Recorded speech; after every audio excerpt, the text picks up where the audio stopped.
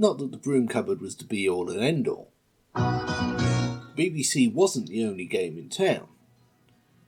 There was the odd unshakable loyalist, of course, and on both sides of the divide, but for the most part, kids were just happy to have the choice. There was something dull on one side, hit the 1 or 3 button on the remote, or the front of the television if, like me, you were too poor to have a remote, and see what's on the other side. It seems like irrefutable logic that children's BBC should have its equal and opposite in children's ITV. But where children's BBC had a relatively smooth birth, getting CITV together was almost a labour of Hercules.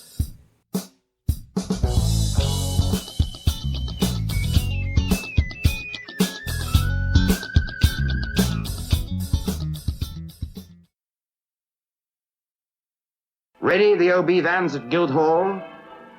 Ready the vision mixers, sound mixers, cameramen, directors. Ready all those who have made this possible. Ready our friends, you citizens of London. Wish us Godspeed. Over to Guildhall. Good luck all. Here we go. Take it, Master Control. It's been almost 20 years since it was last true, but the main fact about ITV, as originally conceived and launched, was that it was fragmented, with the very name ITV being an umbrella term after the fact, rather than the name of a company or even a channel. It was 4 channels that later expanded to 14, sharing the same set of lines in different parts of the country, each one serving its region first, second and third, and the national network fourth when it could be bothered. For its first 3 decades or so, the ITV regions only very rarely worked together on a national scale. On any given day, the schedule in, say, Newcastle could have almost nothing in common with that in, say, Northampton, bar the news, which wasn't helpful for those who wanted a regular children's slot. ITV made a major impact on children's broadcasting from the outset. When the service was launched in 1955, it was still broadcasting policy to close down temporarily for an hour at 6 in the evening, immediately after the slot set aside for children's programming. This was called the Toddler's Truce, and it acted as a very literal and rather blunt watershed between child-safe programming and the evening schedule for mummies and daddies only. Pipe-smoking fathers and apron-wearing mothers were intended to use this hour to brush Junior's teeth, tuck him into bed, read him a story, sing a lullaby followed by the national anthem, switch on the nightlight, and close the door in time to watch the newsreel and that evening's play. Extremely British, I trust you'll agree. When ITV launched in 1955, they took on the truce at the urging of the Postmaster General, Herbrand Sackville, Earl de la Warr, because back then you had to have a name like that to work in television, oddly understanding that it was just how television worked. But it was all very well for the BBC to effectively switch itself off for an hour each day on relatively spurious grounds. The corporation was and is funded by the licence fee, a steady source of income that could always be relied on no matter what they put out. The ITV companies, however, and there were 4 at this time, ABC, ATV, Rediffusion and Granada, were funded by commercials that each company had to sell themselves, with their own money. Obviously, the more commercials they could sell, the more revenue they would get back, so an hour-sized hole in their schedules, which only ran to about 6 to 8 hours a day in total anyway in those days, was the equivalent of a massive hole in their collective wallet. And within their first year, all 4 hit serious financial difficulties. Fortunately for the ITV4, by 1956 there was a new Postmaster General in Charles Hill, who didn't like the policy, or indeed the BBC's increasingly toffee-nosed stuffiness, to which the very existence of ITV was in part a reaction. The introduction of competition had intended to force them to take the stick out from their collective arsehole. Instead, confronted by Hill over the Toddler's Truce, they attempted to double down, digging their heels in and flatly refusing his request to either abolish it or even just to reduce it to half an hour. Eventually Hill got fed up arguing and got Parliament to abolish it instead. Even then, the BBC and the ITA couldn't come to an agreement over the date, so Hill had to impose one himself. February the 16th, 1957. And so it was that television came to broadcast between the hours of 6 and 7 in the evening for the first time. Well, except on Sundays, because that was when you were meant to be in church. So that was good, a victory for ITV that had genuine impact on how television worked in this country. It didn't get them any closer to a network children's TV strand, however. The BBC still had the advantage in that respect. They were a single company with a single vision and, for the most part, a single national schedule. As the ITV network gradually expanded, it didn't become any more coherent, with the bigger companies often favouring their own commissions and creations, while smaller ones like Tiny Toons fell back on bought-in American shows like Gunsmoke and The Lone Ranger, to such an extent, in the case of Tiny Toons, that they were severely reprimanded by the ITA for not pulling their network weight. Slowly, by osmosis, several slots developed where children's programming would tend to appear, and often original programmes at that. And this is where the gestalt nature of ITV actually came in handy, with the kiddywink slots being perfect opportunities for these smaller regions to make their mark on the national network.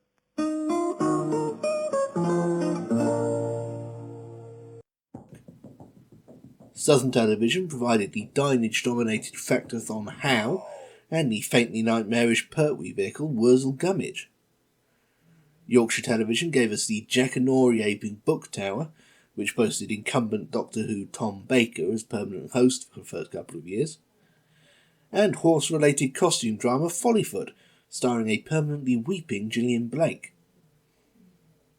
And of course HTV famously brought out a whole string of genuinely terrifying fantasy horror serials in the late 70s, including the legendary and surprisingly bleak Children of the Stones. However, inevitably the usual suspects came to dominate, especially the small 10 to 20 minute bursts of television in the lunchtime preschooler strand, ITV's equivalent of Watch with Mother and home to just as many legends. ATV forced pitch-shifted Australian irritants Tinger and Tucker upon us.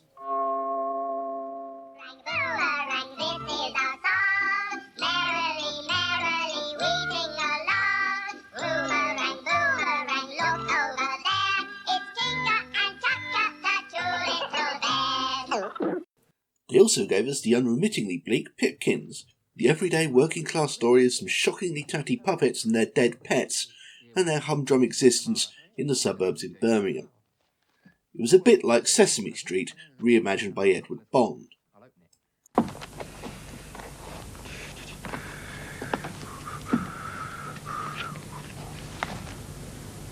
Oh, that'll go very nicely with my tea. Oh. Thames gave us the peerless Rainbow. Ta-da! And the literal kitchen sink surrealism of Button Moon, as well as making one of the smartest moves in British children's television history by partnering with Cosgrove Hall just before they became arguably Britain's biggest animation house, and thereby getting their names on the likes of Chorlton and the Wheelies, Danger Mouse, Count Duckula, and many more. Meanwhile, Granada provided hearty northern fare like Tickle on the Tum. Tickle on the what? Tickle on the Tum. Oh yeah, tickle on the tum. Our Backyard. At the back. You know, the back.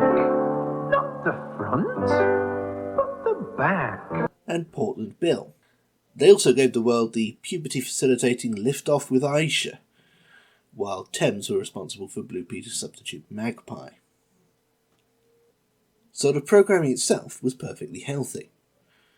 But some at ITV, or more accurately the IBA, were getting fidgety at how they fitted into the national network.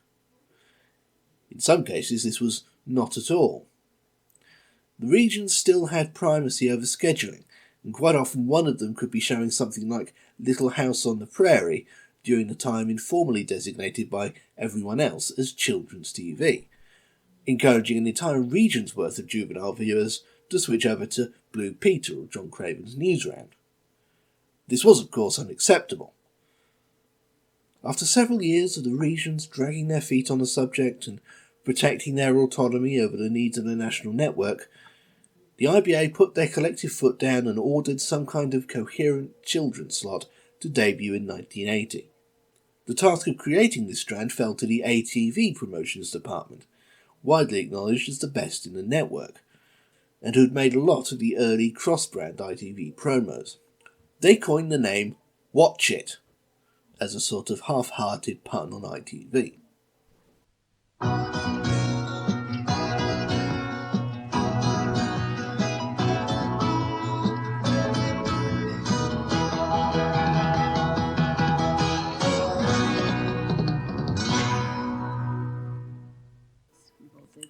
To keep the regions happy, while they did all have to use the Watch It branding, it was up to them how they implemented it. Whether they used the full version of the ATV produced title sequence and links, or just stuck the logo on screen while our own announcers introduced the programmes.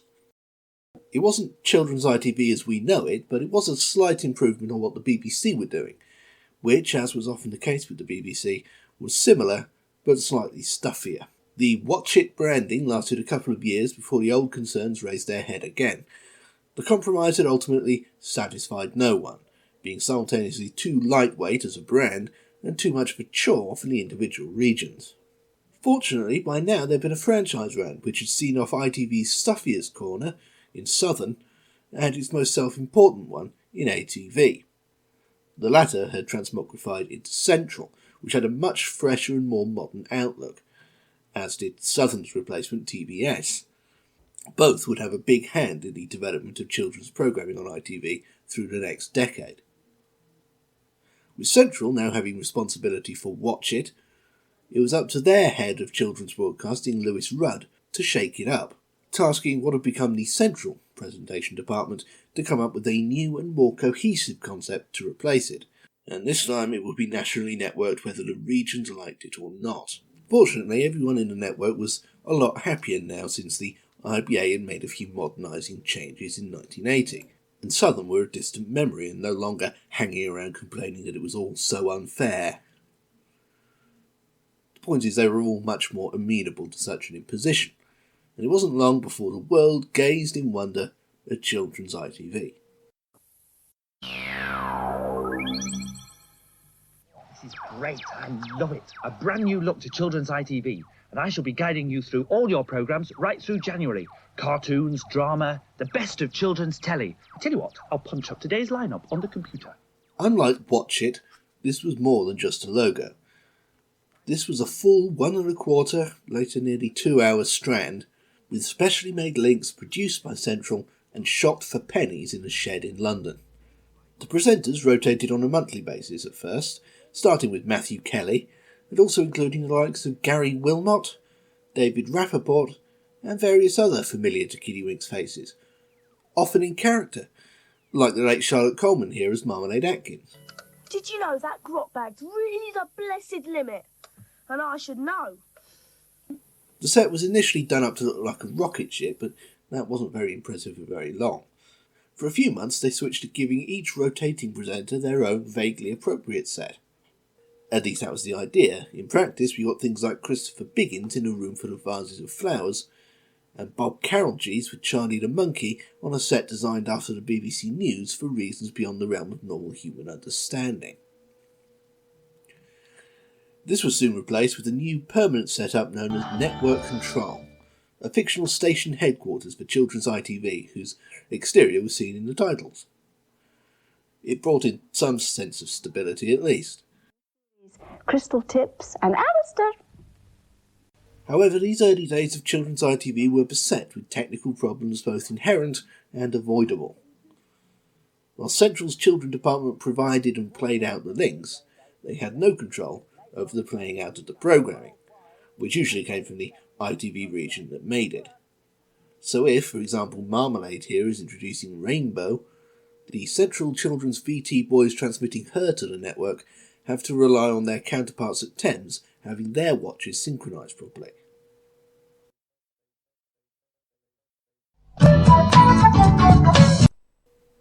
What didn't help was the avoidable side of the problem.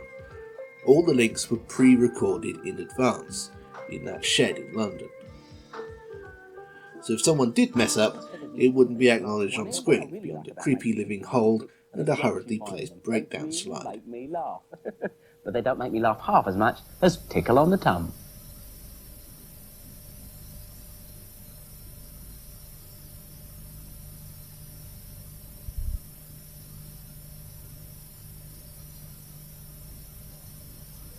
The BBC soon trumped them in that regard with the Broom Cupboard, links 100% live, controlled by the presenter themselves. Schofield's ability to improvise, in both senses of the word, and react to what was actually happening around him made the scripted and rehearsed children's ITV look slightly detached by comparison.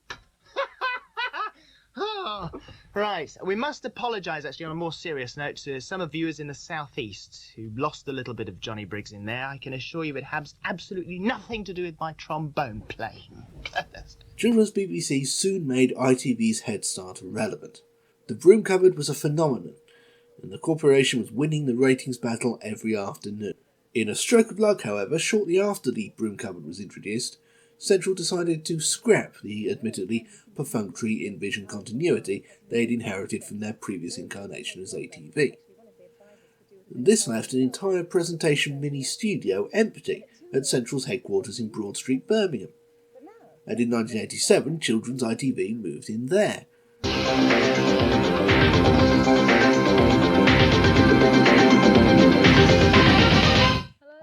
Its first permanent presenters, Debbie Shaw, who's now some kind of ultra seamstress, and Gary Terza, whose voice is more familiar than his face. Yeah, and at 4:35 it's Inspector Gadget. And did you know that today is MAD's birthday? That horrible organisation celebrates 8 years in the business today, and they'll be performing 8 robberies. Plus we've got David Bellamy and a ferret at 5 o'clock. But to start with, here's Rainbow. They plucked Gary from the Central continuity lineup on the basis that he was young and energetic. He went on to announce for Channel 4 for over a decade.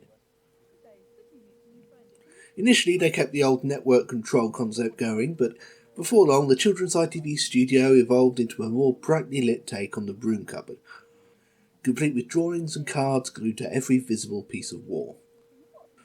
Terza and Shaw moved on after a year, and probably not of their own accords, considering it coincided with the slimming down of Children's ITV in general.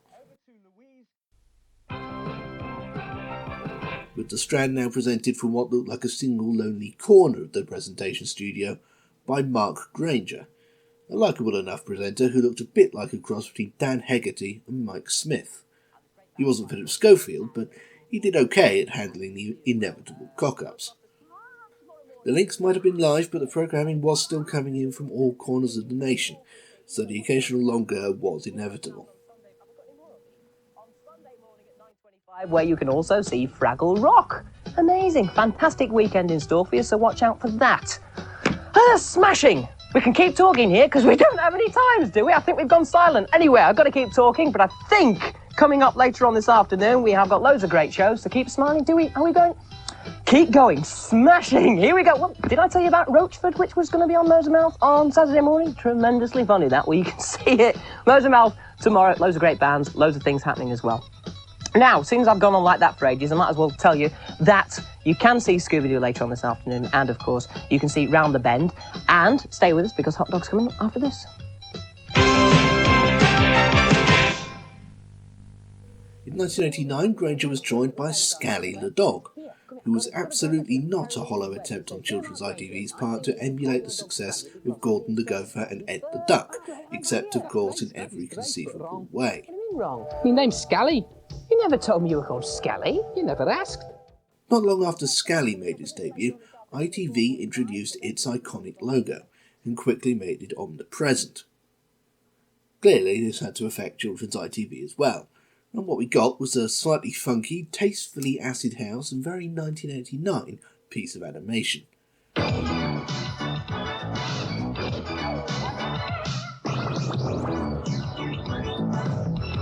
If you look closely, you may notice elements in this ident which had already been stealthily introduced in the previous version. Unfortunately, right when this ident was introduced, a large spanner was thrown into the works when Central unexpectedly lost the contract to go on producing Children's ITV.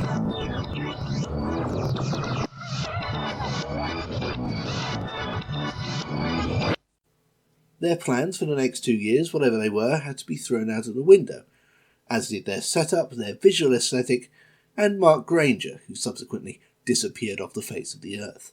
Although the newcomers did keep hold of Scally, possibly at the network's insistence. He was supposed to be their Ed the Duck after all.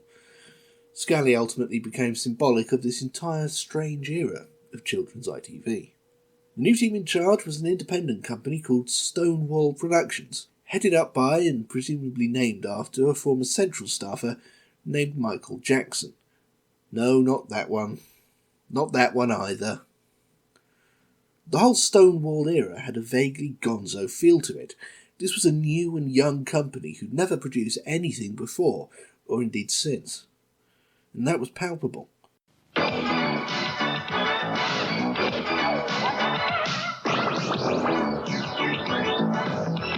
Yes, good afternoon! What? See that sign behind us? Yes. I bet it falls off the wall. I bet it falls off the wall as well. How are you, all right? Yes, I'm very well. How was the Jersey Islands? It was good. I had a great holiday. You're Yeah. very popular out there, actually. Am I? Are Yes, you? yeah.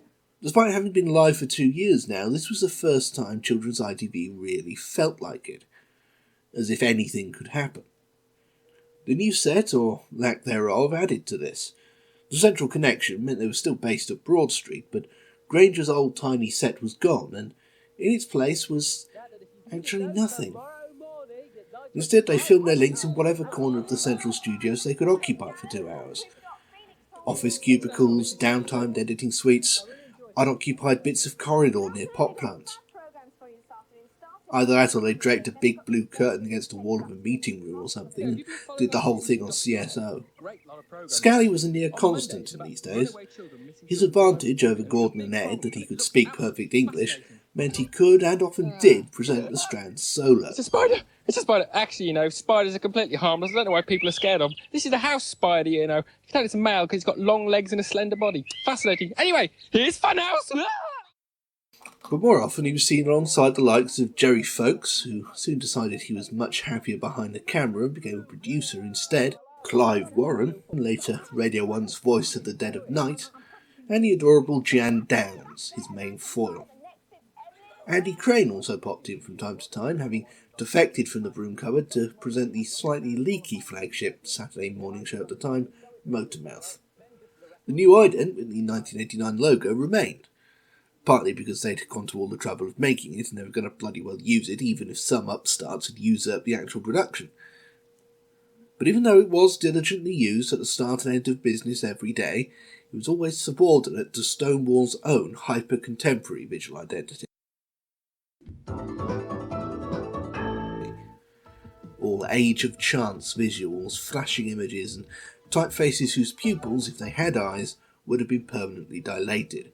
It was also around about now that the term CITV first emerged.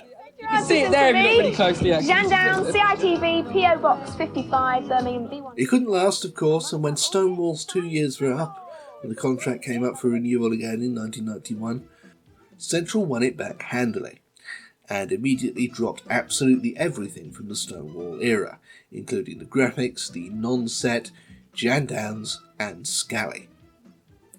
In their place came more or less exactly what was there before. A small, carefully cluttered white set with a single locked-off camera that once again looked unmistakably like the broom cupboard without the BT equipment, although they still simulated that anyway. In place of Scally and friends was utility man Tommy Boyd, occasionally deputised by friendly doughy man Glenn Kinsey. The 1989 ident enjoyed a brief period of undisputed primacy, but Central soon threw their hands up and introduced a new and wholly original look. I say wholly original. It is faintly reminiscent of the Andy Crane era children's BBC ident, but why split hairs? Almost subliminally reinforcing the term CITV, which was being used almost all the time now, and complete with a keyboard theme tune I always liked, being more tuneful than the corporation's various dance-funk workout. This setup saw out the next 2-year contractual period, and when Central, who never lost it again, started the next in 1993, their new head of children's ITV-related matters, future Channel 5 controller Dawn Airy, decided to relaunch it almost from top to bottom. Out went Boyd, and his set, and indeed any set at all. Launched in February 1993, the brand new CITV kept the same ident. Much to my disappointment at the time, after a fortnight or so of hype around the new look. With a new tune in more of a BBC funk sort. CITV, incidentally, was now the official name of the Strand, although the word children's didn't disappear from the logo for a few years. But if the logo remained, everything else was quite dizzyingly different.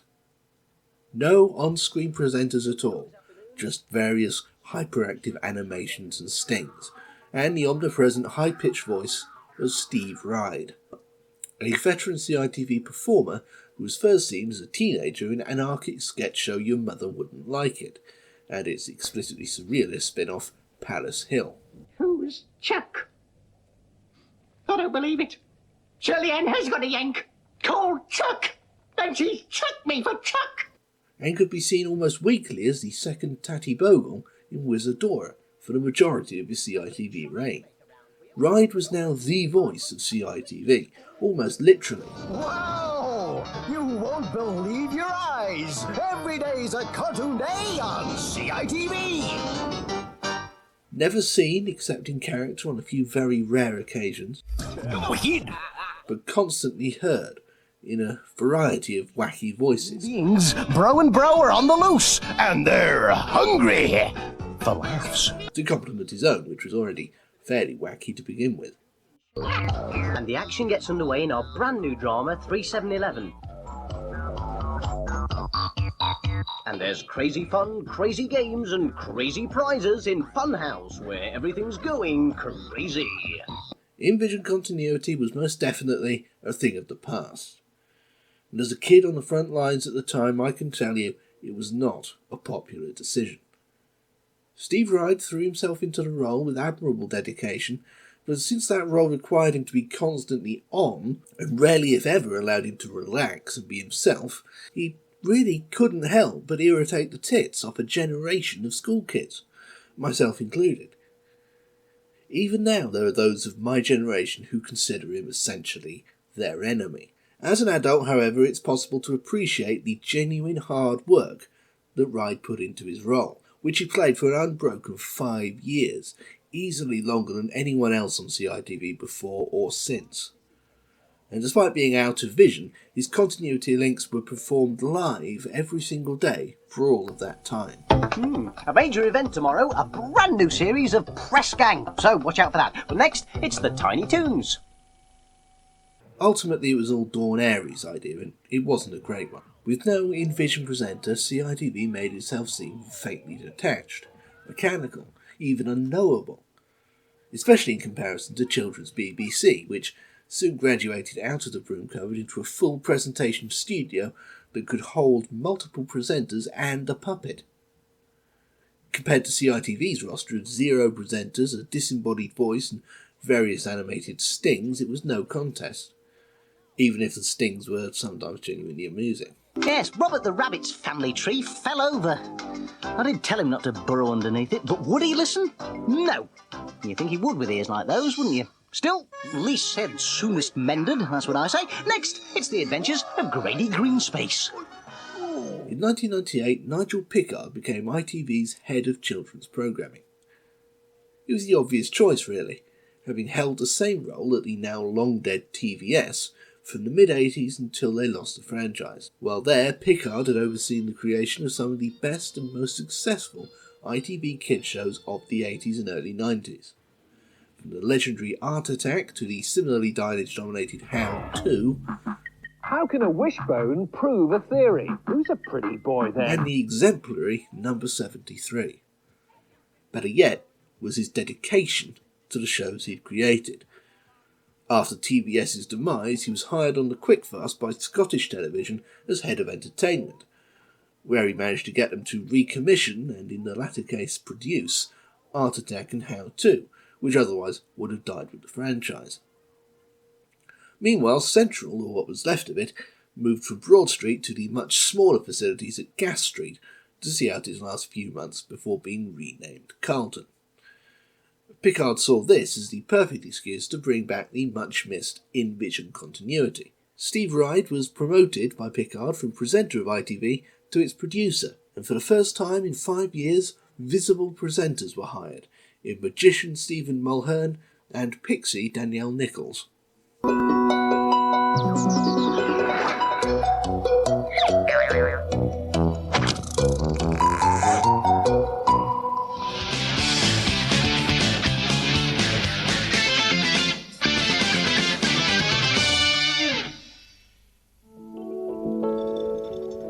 Stephen? Yep. What time is it? Time now's 3:25. Oh my word, that was very close. Good afternoon, how you doing? Welcome to the brand new look here on CITV. We are so very excited. We've got so many things coming up just for you. And but we're going to start off now with Potamus Park. As the first in-vision presenters in years, they may have initially overcompensated. But they soon settled in as the faces of CITV for the next several years.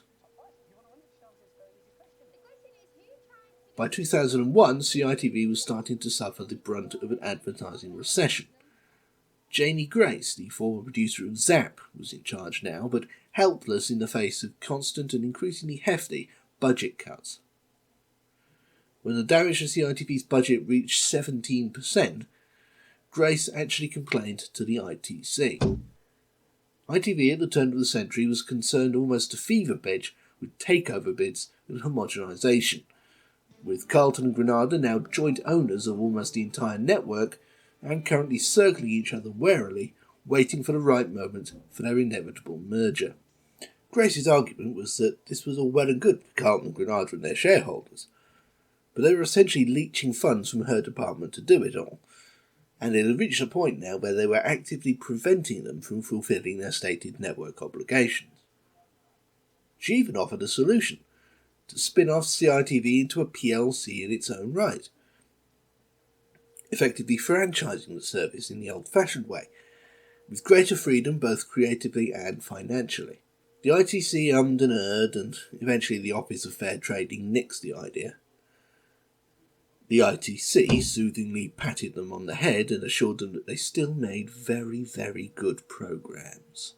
Janie Grace resigned immediately after curating the Strand's 30th anniversary celebrations in 2003.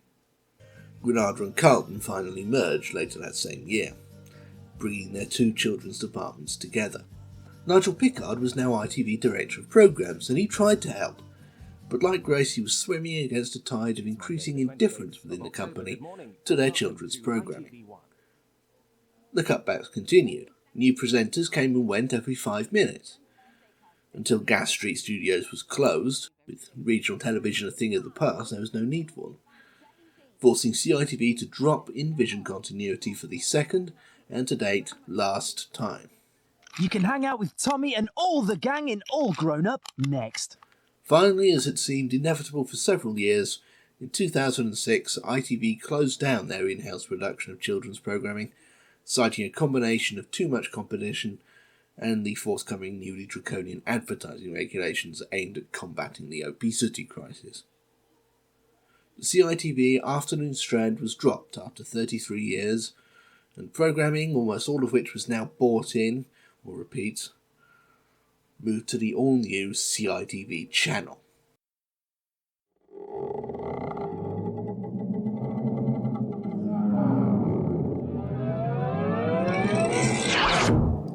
The CITV channel had been a long time coming.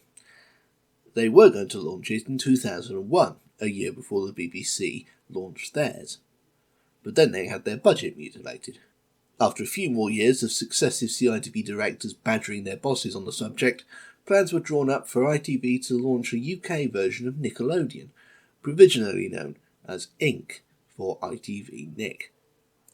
But ITV's continued reticence, complaining it was an oversaturated market, finally wore out Nickelodeon's patience, and the deal fell through. Only then did ITV commit to creating a proper kids channel of their own, which launched in 2006, complete with new idents incorporating the ITV logo for the first time since the abortive 1989 revamp. There was a soft refresh in 2009 that made it look at least a little bit more fun. Hello friends, pets, aliens, nose pickers and anyone else who likes singing in the bath. We're here all afternoon and we're kicking off with Wild World. And a full reboot in 2013 to coincide with the relaunch of the entire ITV network, which is about the most fun CITV has been in years. But personally, I still miss the invention presenters, live in more than one sense of the word. It's just a channel now, a kids' show facilitator, barely if at all producing anything themselves, just distributing it. Time may prove me wrong, it usually does. But I don't think the kids of today will have particularly fond memories of it over and above the programmes it shows. CBBC still has a chance at that. But then the BBC have that guaranteed income I was talking about. ITV had to decide on their priorities. And apparently the kids department isn't it. Maybe it was easier back in the day when it was a loose affiliation of a national network, and the many companies that made up the Gestalt could pool their different priorities in some way towards the greater good. Or maybe all those smaller companies would just have been eaten alive in today's business world. I guess we'll never know. Programs all over the weekend, and we'll see you on Monday. Bye.